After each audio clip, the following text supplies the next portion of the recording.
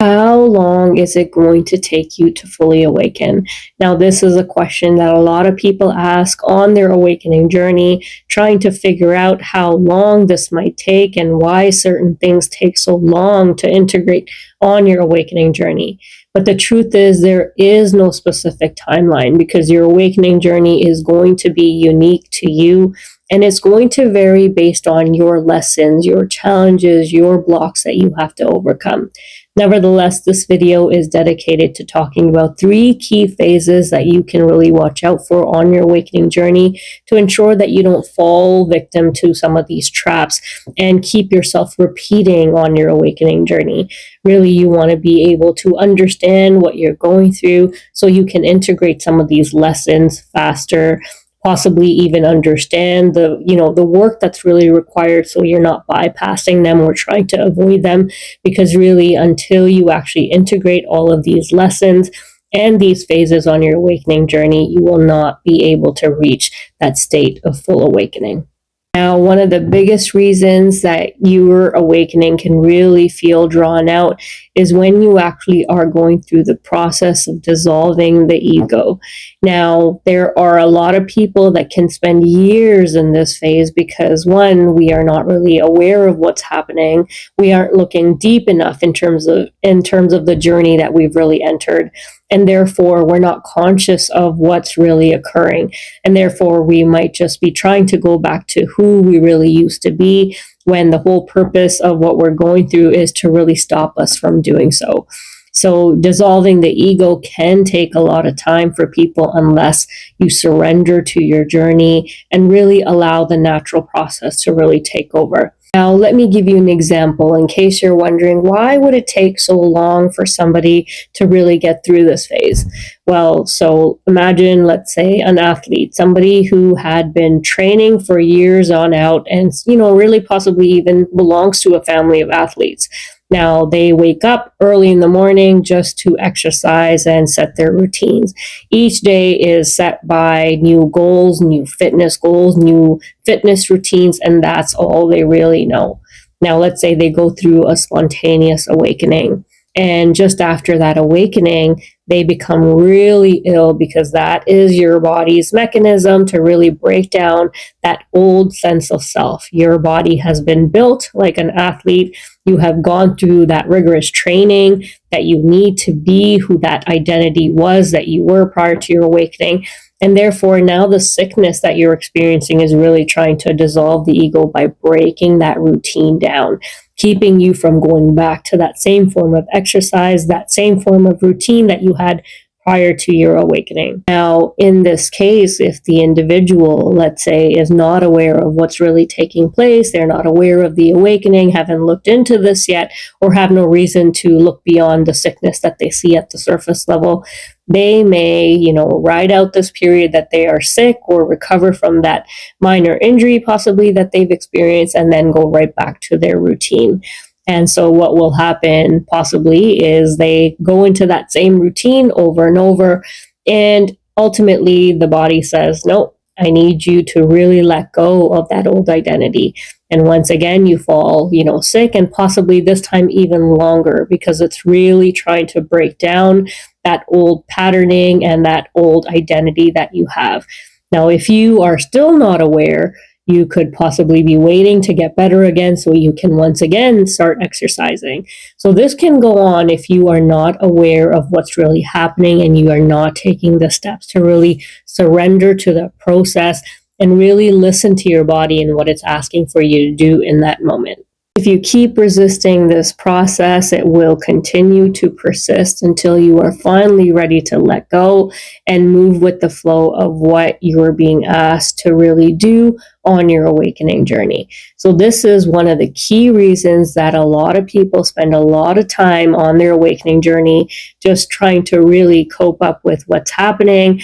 And, surrender doesn't come easy, especially if that identity meant a lot to you prior to your awakening.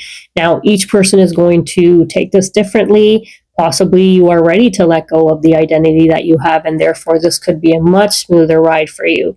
The second phase that can really extend your awakening journey is where you are meant to really face your shadows.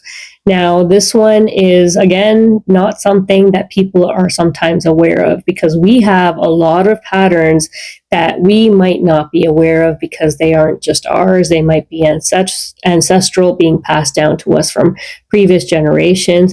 And also, they might have happened to us at a much younger age, and we may not really resonate with them at this point in time. Nevertheless, if there is some sort of wounding, some patterning that really needs to be let go on your awakening journey, it will find a way to really resurface and let itself be known. It may happen to you through a significant relationship, and possibly even, somebody may come into your life after your awakening just to really mirror back to you what you need to really take a look at. And this could also be in the form of repetitive thoughts that are trying to catch your attention. But if you aren't aware of these patterns showing up, you may, really push them away, not understanding what they are, not be ready to face them because they really bring back old trauma. But nevertheless, there will be no escaping them. So the sooner you can really find a way to forgive, forget, whatever is required to really face what's coming up, you will not be able to move further along on your journey, because the reason why these are showing up in some way or the other is because they need to be addressed. So the sooner that you can really take a hard look at what is coming up for you and really work through them so that you can release it, the easier your journey will become. However, this is another phase that people really struggle with on their awakening journey. Think of it as really having this mystery box somewhere in your room that has a whole bunch of things hidden away, almost like a time capsule that you're not ready to take a look at until it's time. And once you've seen that box, there is no tucking it away. There is no digging that back up. You must open it, look at each individual item one by one, and really see what it's calling you to take a look at and really work through it.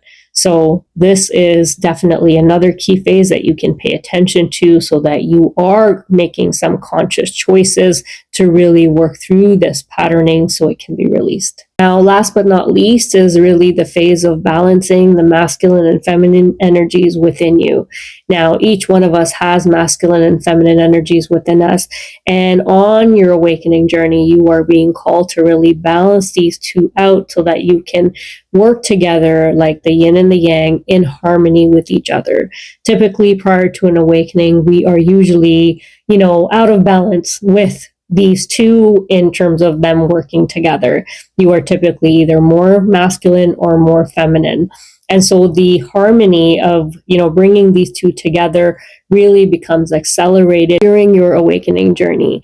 And what is really happening here is you are really being called to really use your masculine and feminine, masculine being, the logical side of you, having that action-oriented sort of personality, being more structural in how you approach things, and then also using and balance that feminine energy within you, which is the creative flow, the intuition, your receptivity. And so most people having, prior to their awakening, using only one over the other are kind of out of balance in terms of knowing how to really do that. And just having that dance between these two and really trying to balance this out after an awakening can take some time, especially because after an awakening, you lose that motivation, that drive after your ego dissolves in terms of how to really go about life again. You don't feel, inspired by the same things. And so it can take some time to really find that inspiration, that motivation again, to really work towards something that makes you happy, that makes you feel fulfilled. And so with that being said, really finding that balance to still be able to use that action-oriented side of you and using that creative flow is going to take some time. Some people spend years not knowing how to use their brain again the same way, that, it's kind of foggy trying to come out of an awakening. And so it can feel a little disoriented as you try to find this balance. So this is another phase that typically you will have to do certain practices on a daily basis that really helps bring this out in you. You may need to use multiple strategies that work for you to really get you back into this flow. However, to reach that state of inner union, you will need to balance these energies out within you. And yet again, for example, Eckhart Tolle, I think, said something along the lines of he took 2 years before he could use his mind again the way that he needed to after his awakening. So, this happens to the best of the best, and it can take you some time to really find that inner balance. However, this is another phase to really pay attention to so that you are really following through and doing what is needed to get you back on track. Thank you so much for listening. I really hope this was helpful. God bless.